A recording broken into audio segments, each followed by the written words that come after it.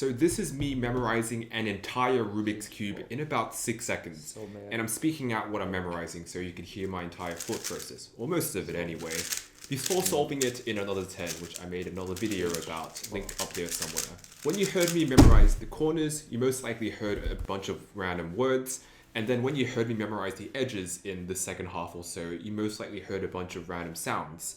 This part is the one I want to focus on, which is otherwise known as audio memo, because with little effort, you can save a ton of time. And I think it's one of the biggest time savers as a beginner blind solver from personal experience and from the experience of a bunch of other people. So let me tell you how to do it. So firstly, make sure you're memorizing using letters, which is likely already the case. Secondly, make sure that you're using a fast edge solving method.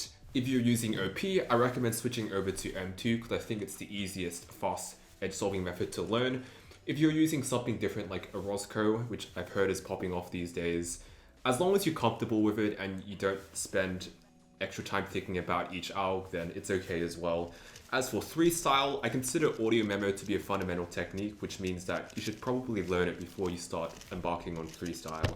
Reason being is that while audio memo is quite fast, it's also quite easy to forget because you don't really assign any real meaning to the sounds. And that's also why I recommend this third tip, switching up your execution and memorization order to memorizing the corners first, then memorizing the edges, and then solving the edges, and then solving the corners, so that once you memorize using audio memo, you can solve it right after, so you don't have to keep it in your head for too long. This essentially decreases your retention time and increases your chances of actually remembering what you did for audio once you get to solving it. Let me show you exactly how it works. Has I been Jayo Kolshol? So that's exactly what it'd sound like if you could hear me memorize the edges. So what do you notice in common with all of those audio pairs? That's right, they're all just one syllable. So I pronounce, for example, instead of IO as IO, I'd pronounce it just as EO, and the same applies for all of the other ones. So that's pretty much all you need to know in order to do audio. Just convert each letter pair into a one syllable sound. Yeah, that's pretty much it, honestly. I could just end the video there. But if you want some more tips, then be sure to smash the like button and double dab on the subscribe button. So firstly, minimize overlap. So for the most part, I have very little overlap between the sounds, but even if you have a little bit, usually I find I'm okay with it. For example, I have YO and IO, and I can usually tell based upon what I did with tracing, which one I used. But yeah, still definitely try to keep it to a minimum if possible. And the second idea is chunking. So if you listen to me memo, you'll often hear me kind of memorizing groups of 2 or groups of 3.